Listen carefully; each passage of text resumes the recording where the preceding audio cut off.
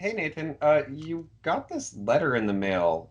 Uh, it's weird that it came to our house, but it's addressed to the from the Canadian Energy Agency. What? The Canadian Yeah, Energy Agency? They addressed it to me? yeah, Nathan S.M. Knapp. Tell, Right there. tell them I moved to another country. I mean, that's accurate, but Perfect. Exactly. Say that. Say that.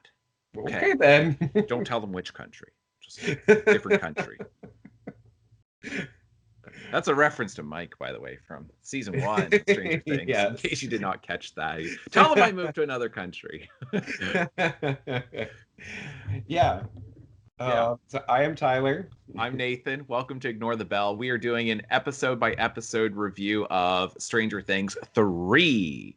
And the reason why I say it like this, just in case people are confused, is that they literally have changed the title of the show. They don't call it like, I'm not going to get over this. It's such like, I feel like they think it's so cool. And I'm Right. like, it's not. You're just saying that it's a sequel. And now that it's the second sequel. And when is this ever a good idea? Yeah, no, I mean it's really interesting because when you like look through the episode list Uh huh. on Netflix, then it says like it's got okay, which season do you want to look Yeah. at? And then it lists the seasons as Stranger Things, Stranger Things 2, or Stranger Things 3. It doesn't say season 1, 2, and 3. Uh-huh. I know. It's such a yeah, they've really leaned into that. I don't know. It's strange to me. So this is going to be our review for episode 3. What is it? Chapter 3, The Case of the Missing Lifeguard or something like that. Some Yes, I believe so. terrible title, but I don't Yeah, know. it feels like they were trying to redo the case. What was it? There was one episode in season one Uh-huh. that was similar, like that it was the case of Yeah. like, but I don't remember No, exactly you what. are right. Yeah, it is a nod back to the first season. Um, yeah, so I found it to be actually a surprisingly competent episode. Yeah, Would you agree? Okay, good. All right, we're in agreement there. So we're going to get into all of that, but first we have to thank our sponsor. So our sponsor for today's episode is Invasion of the Body Snatchers. If you don't know why I'm saying that, go watch Invasion of the Body Snatchers. Doesn't matter what version, just any version, because right. apparently Stranger Things is now the Pod People, Invasion of the Pod Hmm. People. Yeah, basically, or the Stepford Wives. We could have gone with that one as well. Yeah, no, I know. Very interesting sort of turn. Yeah, it is a turn. I did not really see that happening. All right, so we'll get into all of that, but yeah, that's our sponsor for today. Yeah. All right, folks, I hope you enjoy.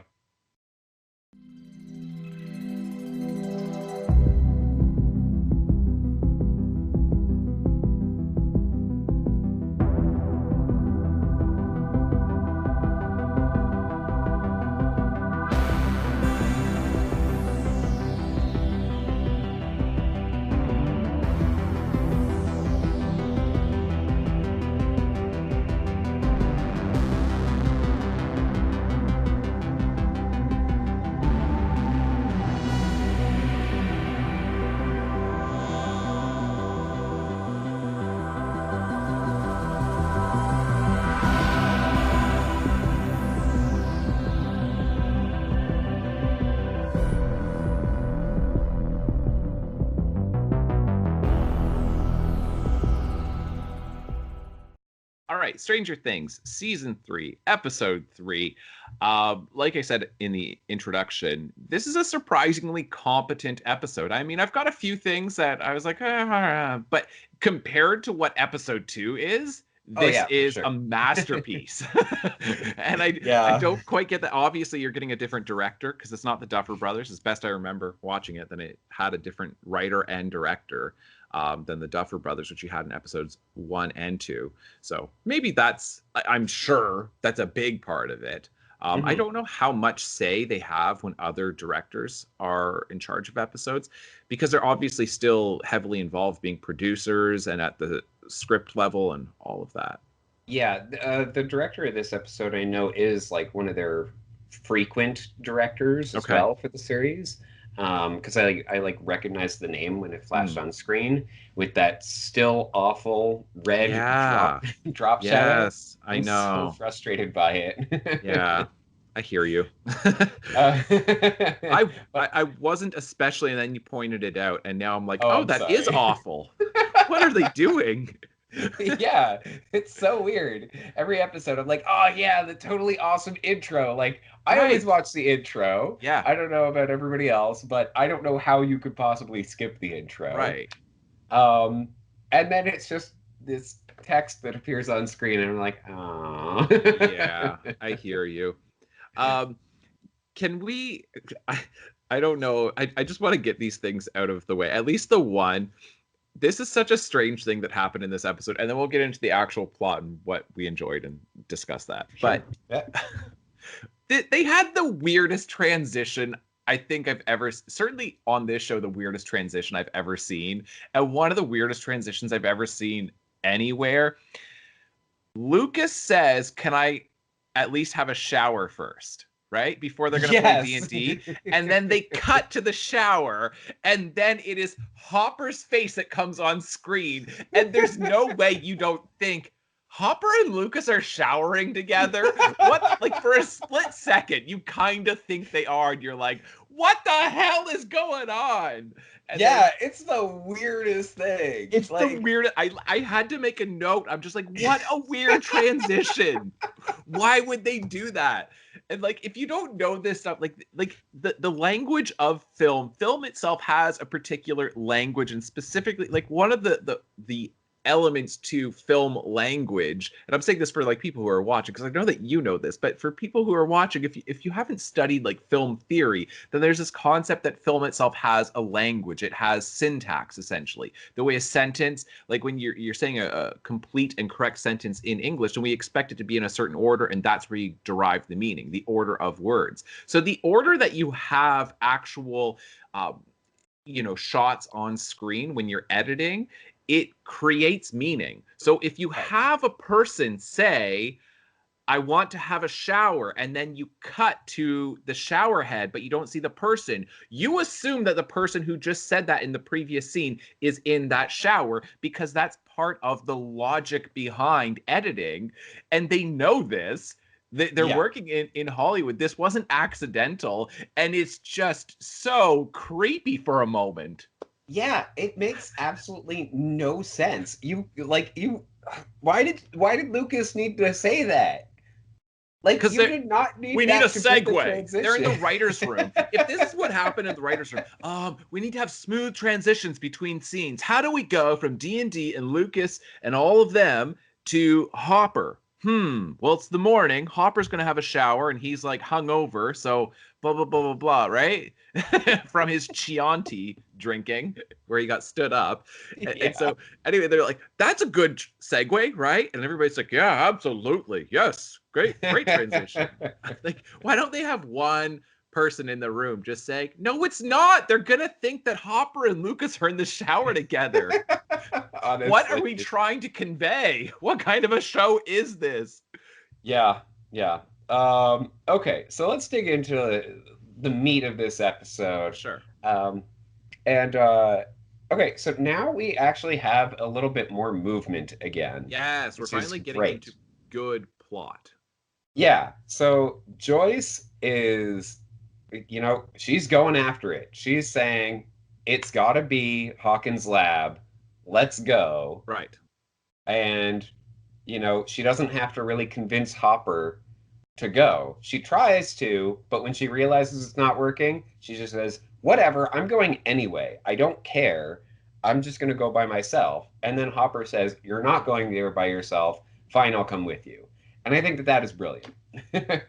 Yes, I agree. And I love the fact that we finally get to go into Hawkins' lab, because I've been saying that from the Hmm. very beginning, that it's like that's where we want to be. That's what we want to go and explore. So that's where the season should start from. Like, I don't think that, like, I feel like in so many ways we've wasted 2 episodes not getting into good plot and really Yeah. on other stuff that can be part of the story universe, but it's really not overly important. But why, like, just to, and I'm not trying to be nitpicky, but it doesn't quite make sense to me. why does Joyce wait until the next morning to go and find Hopper? And like, because Yeah. see, like that doesn't make sense. If she shows up in a panic, like we have to Hmm. go and do this. She figured it out. So what? She figures it out, then she's like, oh, guess I'll go home, get a good night's sleep, then wake up freaking out all over again. Because she already Yes, learned that's a this, very good point. and she knew exactly where Hopper would be because they were supposed to have dinner together. Yes, So it's that's not true. like I was thinking, is it because she doesn't know where Hopper is? But I'm like, no, she knows exactly where he is. And I do like the fact that Hopper's like, why would you go to your kid's science teacher's house? Yes, And I like, was oh, definitely thinking of you I at that point. yeah, I did appreciate that. And I wonder if that was some other writer who resented the fact that she goes there. And this writer's just like, what the hell? I am writing so much dialogue, questioning the logic of this, of how stupid this is. Yeah. I Honestly, I identify with Hopper so much in that sequence. I'm uh, like, yes, he's totally sane. right, right. I know, He's looking at this from the outside, going, "This doesn't make any sense. What just happened?" right. Yeah. If I can just I just want to do like a quick little whirlwind here of what's going on because I think there's so much that's actually working in this episode, which is great as far as plot because you've got Joyce and Hopper. They go into Hawkins' lab. You get Dustin, Robin, and Steve Harrington, where they actually are starting to see evidence that the Russians really are in Hawkins. Oh yeah. Um, you get um, Eleven and Mad Max, who discover that there's something going on with Billy, something really troubling, and then like they're trying to find him and the missing lifeguard. Um, and then what do we have? Like you've got Will, who senses that the shadow monster is back by the Hmm. end of the episode, or the mind flayer. I'm not sure which one he's sensing, but he's Yeah. sensing something from the upside down is back. Yeah. And then you've got Nancy and Jonathan Yeah, good point. discovering that there's something freaky going on with what's her name again? Mrs. Mrs. Mrs. Old Lady. Driscoll? Sure. Driscoll? I was just thinking Mrs. Old Lady, but yeah, Driscoll. Yeah. That. Um, so yeah, like if you're looking at all of these different groups within this episode, they all are actually doing Stranger Things stuff. It's like Yes. it only took to the third episode for us to finally get where we need to be. And I understand that you have to do some establishing of what has happened to orient us because it's been like you went from Halloween all the way to the summer, and so you've got to establish the dynamics that are going on, so you do have to establish some of that stuff. But so basically if we could have just removed episode 2 and just take the few little plot points from there that relate to the overall plot, and you just throw them into episode 1 and episode 3, and you just remove so much of the garbage that's there. And Hmm. let's be honest, there's some garbage in episode 1 as well. Yeah. Then if you remove that stuff, then this would be a really um, focused season so far. but Yeah. Yeah. Absolutely. but yeah, so Um, I just wanted to point that out, that it's like I was noticing as I was watching, I'm like, well, everything is basically working. Everything's moving towards something finally. yeah. Yeah. I know it is. It's a great turn uh, for this season so far. It feels like every other episode is going to be good. Oh, right, exactly. So we're gonna go into episode 4, and like we can basically just expect hot garbage at this point. Right. Yeah. Yeah. Maybe they just have a problem with even numbers. I don't know, because season 2 was all terrible. You're right. Maybe that is what the issue is. Uh, yeah, yeah. So I mean, the stuff that's going on with Joyce and Hopper is pretty good stuff. I don't quite like I say, I don't quite get why Joyce shows up when she does. And then you get this Russian who attacks Hopper. Yeah. So I mean, I'm definitely curious as to like what's going to happen next there. Um, Doesn't uh, the I feel timeline seem a little messed up with it though? Wasn't it like nighttime by the time that happened? It was dark inside the lab, but I think that's just because like most of the windows are like blacked out. Um, Okay. because they like went in there like I don't know, like I saw light coming through Oh, the okay. when they came in. All right. So Well, I know when they came in, it was light out mm, because this was morning when they went there, but I feel like it was nighttime by the time that happened. mm. I could be wrong, but if I'm not wrong, then you're Cer talking. Go ahead. yeah, certainly based on like the intercuts with Yes, exactly. With yeah with Will, everything. it's nighttime with him. And it's nighttime for all the guys who are for Robin, Dustin, and Steve who are watching. 11 Uh, and Mad Max, when they show up and they find Billy and the missing lifeguard, it's nighttime there too. And nighttime, like after, not just nighttime, like it's after dark.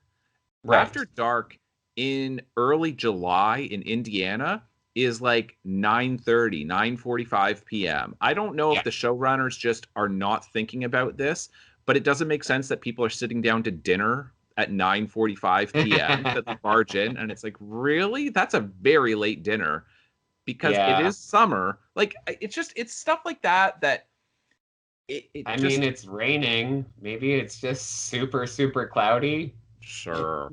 All right. I don't know. No, I Um, yeah. Again, I mean, like if you're getting caught up, like I'm genuinely, it is not my goal on the podcast to do that, but it's just I feel like this is also evidence of stuff that is just not right with Stranger Things because I don't yeah. feel like you can do that with season one, and then it just like if I it just it feels very much like I'm going through this and it's like a high school student's short story Mm, and I'm just pointing out like continuity errors yeah. and questioning characters' motivations and logic and all of that It stuff. it And feels like a first draft, it does. It really does feel like a first draft. or at the very least, not the final draft. Let's say Yeah. Yeah. that. Um, Sorry, yeah. but you were saying about the Russian. So he hits Hopper, he attacks him. Yeah, so I was I don't know, a little taken aback by it. It felt like, oh, let's have a fight sequence between Hopper and this Russian guy Yep. when like in season 1, Hopper took out so many guys by I like know. single punching them. Like Mm-hmm. he just they were down. Yeah, And now to see him like, yeah, the Russian like got, like a surprise attack on him, but I don't know, it felt very awkward, like just I agree. inconsistent with what we saw of Hopper in season 1. I agree. I did just check, by the way, and it is nighttime. I was watching on my phone while you were talking. I was Oh, listening, okay. but yeah, it was definitely nighttime. So they got there, let's say 9 a.m., and they explored for 12 and a half to 13 hours before he got jumped. No meals. They didn't bring in any food, no picnic Right. blanket, just 12 and a half hours of exploring. And no one in the writer's room went, um, Either that or Hawkins Lab is a lot further away than we thought. well, yeah, sure. That maybe that's it. The kids can reach it by bicycle, but it's actually 300 miles. Um, yes. So, yeah, it doesn't. It seems strange because Hopper is basically this unstoppable force, and Yeah. rightfully so because he is a fairly big guy. And in the first season, then he is very competent when it comes to fighting. And I don't Yeah. even understand why the guy attacks him. Why not just sneak out? Like, what are you trying to do? Yeah, yeah, it's very strange. Yeah. Yeah, So I something don't that know. And then like to cut that over to what's happening with Nancy and Jonathan and Dustin, then wait, sorry, I'm getting all mixed up here. With Steve, Robin, and Dustin, right? yes. When they're watching the shipment show up, if the Russians like the only nobody would know that you're bringing in something secret unless you have guys standing around with submachine guns. Do Yes. you know what I mean? That's Like if you want yeah. to like you're not going to get robbed if you don't have a big padlock on something, but the second you put a padlock on it, you're like, something valuable is inside. If Yeah, you make a absolutely. big show of it, like basically if it's hidden, then people aren't going to assume that there's something incredibly valuable inside, right? Yeah, Especially where it's yeah, like, yeah, they're you, just they're you, you, drawing attention to themselves. absolutely. They could And if have you had, like concealed right, weapons, that's right. like pistols or something, and using the binoculars, they're able to see, oh, I don't know, they're all like, wearing like a lot of ammo or something, like, Sure. they could see the guns there and be like, oh, those aren't regular security guards. Right. That's all it needed to be. But Yeah. no, it's got to be the Russians with their weapons. Yeah. Um, yeah, so I definitely agree there. I, it this season is very mysterious, and I like that about it. Me too. Because season two was very straightforward in a lot of ways. Where it was just like, okay, yeah, this is the big bad, and you know exactly where this is going. Right. Um, season three, then I keep being just like, well, I don't know, like, how is this all going to tie together? Yeah. But I do feel like it is going to tie together. So Yeah. I'm happy so far.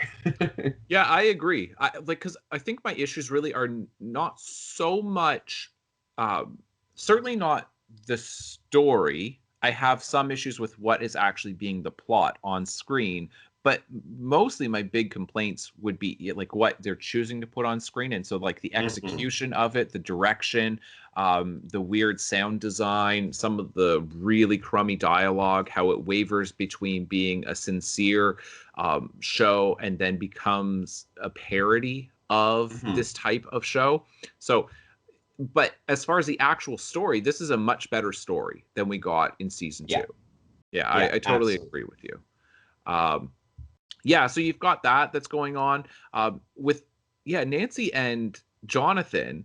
Then finally, this goes somewhere because it's a little like I don't quite understand what's happening with. Okay, so Nancy apparently wants to be a reporter, right? Right. Jonathan, it was already established that he really enjoys photography, so it makes sense that he's working there as a photographer. But Yeah. what is Nancy getting out of this part-time job or full-time summer job? Because she's there from the beginning of the day until after nightfall. Um, Yeah, and they I'm just harass her like crazy. It is something from like an 80s comedy of. yes.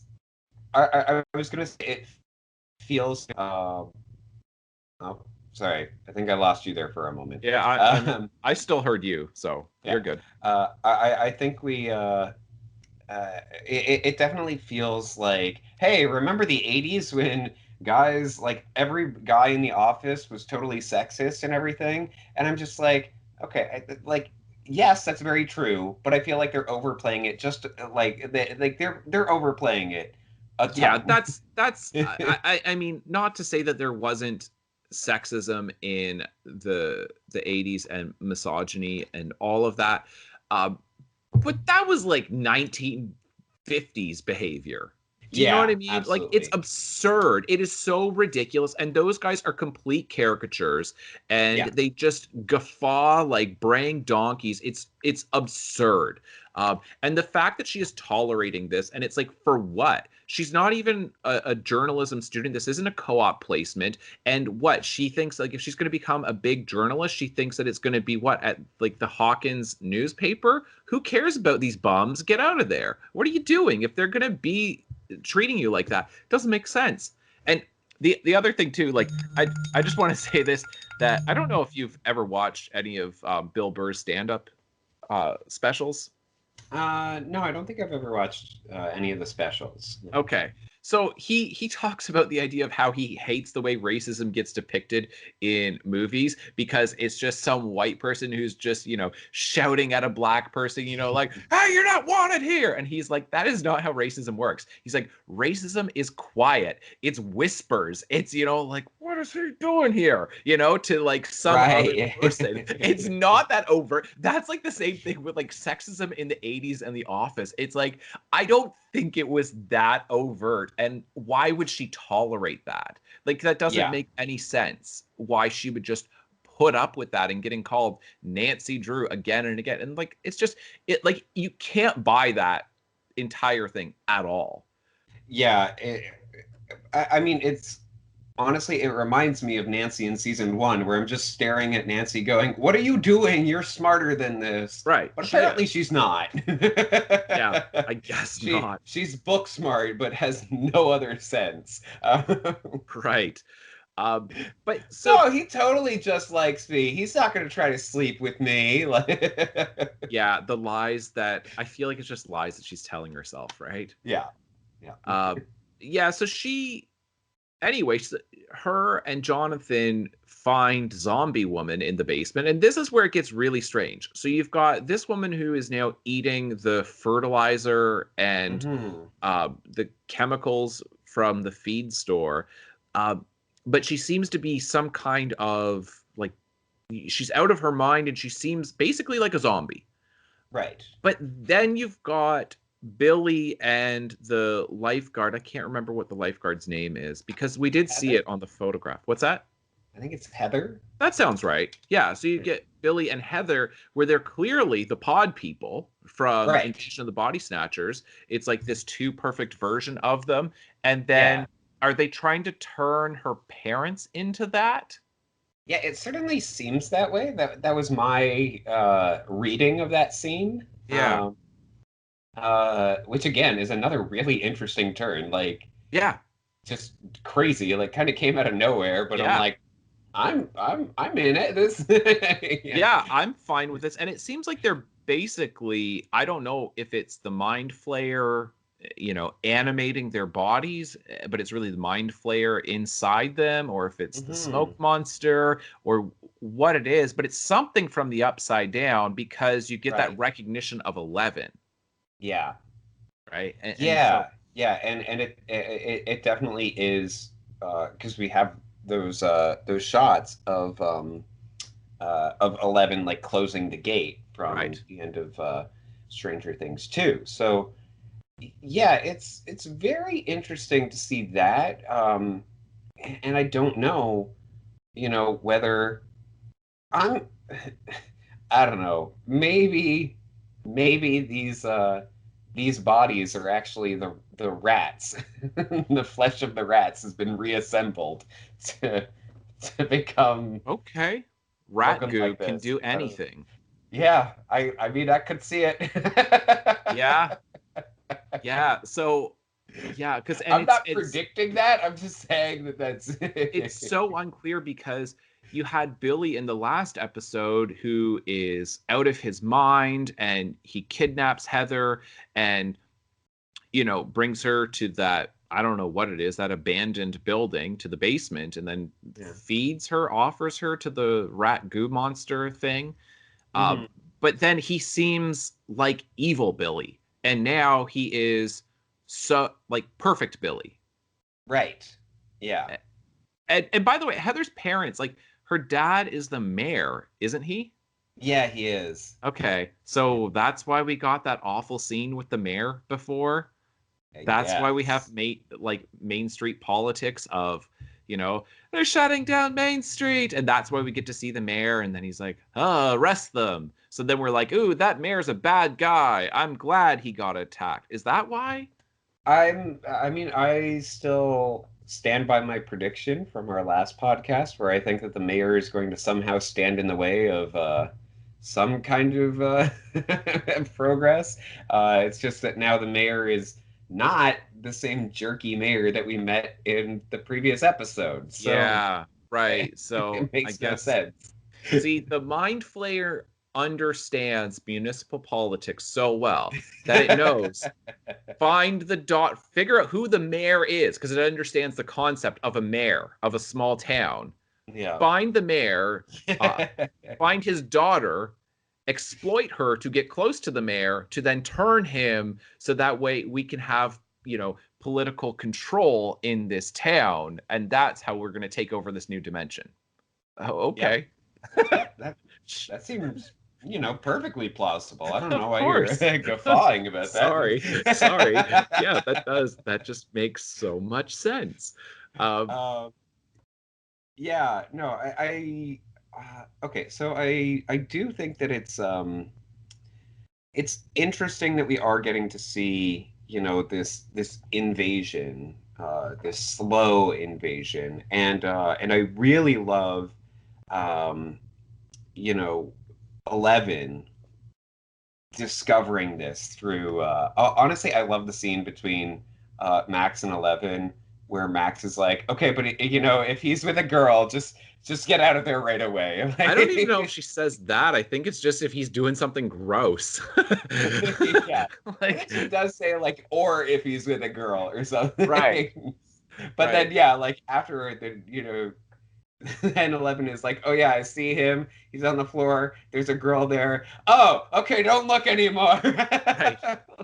Yeah, I no, just think that's really it actually, I really appreciated that entire sequence because it makes so much sense that, you know, teenagers, and in this case, teenage girls, if you have one who has that power to spy on other people, the way they come up with like their, like spinning bottle, like spin the yeah, bottle game to figure out who they're going to spy on next. It's like, of course a teenager would use the power for that purpose, just to be like, right. Yeah. to then at a sleepover to be like, hee, they were doing this, they said this, and I'm like, Yeah. yeah, that'd be very entertaining. I get that.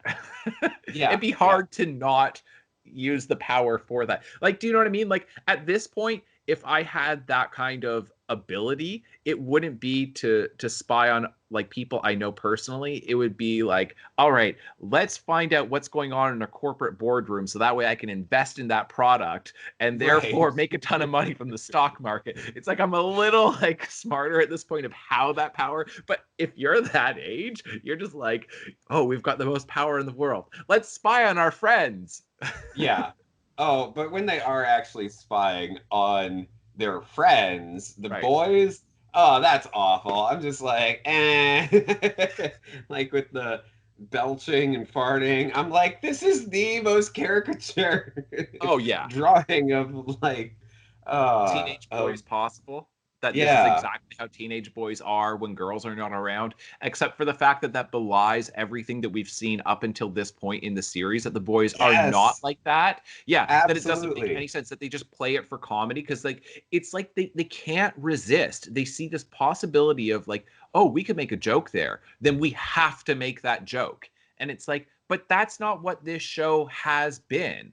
And Yeah. it's what it occasionally is doing, but not consistently doing. It's like if you're always going to take that low hanging fruit of literally, in this case, a fart joke, then it's like, then you need to consistently follow that through so that way we know what this show is. But instead, no, this is a very serious show and these kids are mature beyond their years, except when they're not, because it's really funny and we've got to take advantage of that. Because like even like Dustin at one point, like he's getting frustrated with Steve. So I had to write down this line because does this sound like a 14-year-old boy? Like, oh, you've got the perfect girl in there with Robin. And like, I don't know why you don't see it. And he's like, oh, Robin's not my type. He's like, when are you going to get over your primitive constructs like popularity? Yeah, Thanks, that's Dustin, 14-year-old incompetent with ladies. Like, I'm sure, did he just get a psychology degree? I Like, mean, he did just go to Camp Nowhere. to science camp. That's some serious like arts and humanities language. Primitive constructs like popularity. Mhm. Mm. Totally Yeah, no. realistic dialogue. The reason why they said that is because they think it's funny. isn't it funny to get a kid to say something that's so far beyond his years, especially when he's got all this insight into what's happening with Steve and Robin? And the whole dynamic between Steve and Robin was good until you point it out. And it's like, yes, that is exactly what Steve is struggling through. We didn't need to hear that to know what's happening. Yeah, or even hearing it, then I mean, honestly, it's true. The dialogue there is absolutely awful because it just needed to be Dustin being like, yeah, whatever, you're so brain dead for not seeing who's right in front of you. And then, he'd just be like, what do you mean? Like, and just be like, I don't know, like, she's not my type, whatever. Like that just needs to be it, Yeah, I know. Um, Yeah. it didn't need to be this whole thing that like really digs into the fact that Steve is resistant to going out with Robin. Like, no, it just needs to be like, maybe Steve hasn't looked into that possibility yet. Right. Because that's honestly probably how it should be. Yeah. That Yeah, he's I too think that. close to see that that's a potential. Yeah, I mean, I think to me, the way I have been looking at it, it seems clear that she's, especially the more you get to know her, that she is, for Steve, a little bit of like too outside of the popular group, right? Mm, Like yeah, I feel like, that he needs to have the the cheerleader, the one who's who's going to the parties and all of that, because he has always been that guy.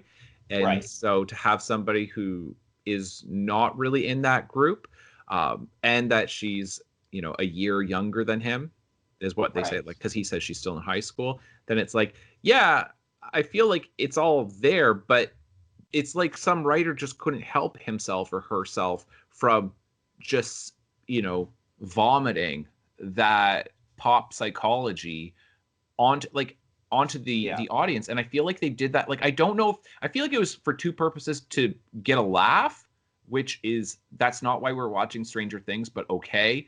And then two, to ensure for all the stupid people who are watching that they know that's what's going on. So now Steve has to get over this because you've now brought it up, right? So you've now yeah, said he's got issues. And of course he's going to, and of course they're going to get together. And like, do you know what I mean? Like, do you think there's any yeah. way that that's not happening at this point? No, yeah, I think that in some way, shape, or form, they are going to get together. Probably share a first kiss at the end of the last episode or something. Right. Either that, or they're going to get together sooner than that, and she's going to die, and that's going to be really sad for him. Oh, yeah.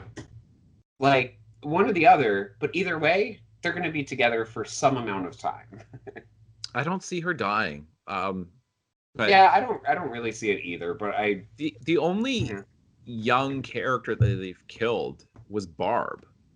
right. Aside from that, have they killed anybody under like 40? Hmm. That's a good question. Yeah, I don't think so. I feel like anybody who's under like 30 years of age, certainly under 20, is totally safe in this show at this point. Plot armor. Yeah, it sure seems like it. But I will say that Robin is not a terrible, like, I think that she's a pretty good addition. Certainly when you look at Mhm. what happened with season 2 with all the new characters, I look at Robin and I'm like, oh, she's a pretty believable character. And Yeah, she's helping the plot along instead of Mad Max, who just frustrated the plot, or even right. 8, who frustrated the plot, Billy, who frustrated the plot, where it's like their inclusion just slowed everything down. But with Robin, it's actually helping move things along. So as a function, her character as a function within the plot, then it's like that's appreciated and she's believable. So it's good. hmm Yeah, I'm glad that you brought up Mad Max because I really wanted to say that like, you know, for one thing, I like her better in this season.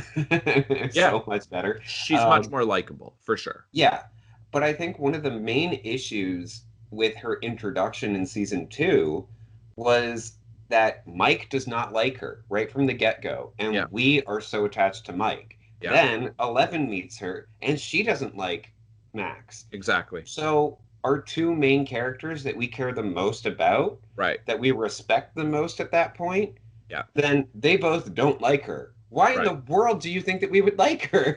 Exactly. It's Exactly.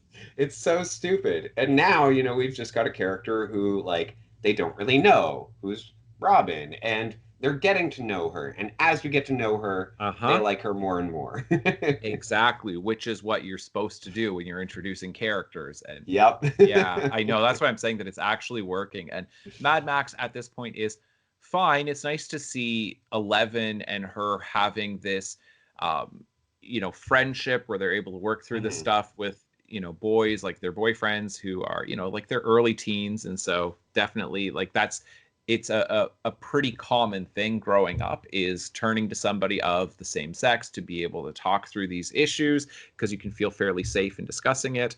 Um, and yeah, and that she's now her and 11 have kind of got like it's kind of going back to what we had with season 1 where it's like you've got all these different groups who've all got their own mission and we're Mhm. trusting that it is all going to come together. But this is the first episode that we've seen where they actually have missions. They're all coming at Yes. this big problem, but they're all coming at it from different perspectives, right? Essentially like the blind men approaching the elephant, right? That it's like they think they know what it is because they're grabbing a certain part of the elephant, right? Yes. and, Yeah. and that's what they're all doing. It's like, oh well, it's the Russians who are invading. Oh well, there's something going on with the rats. And I think these people have been, there's something seriously wrong with Billy and this missing lifeguard, and something's happening at the lab. There's something Hawkins going on. Lab, yeah. Yeah, the electromagnetism and all of these different things. For Will, it's like, well, the shadow monster's back. And it's like, yes, all of these things are true and they all seem to be connected,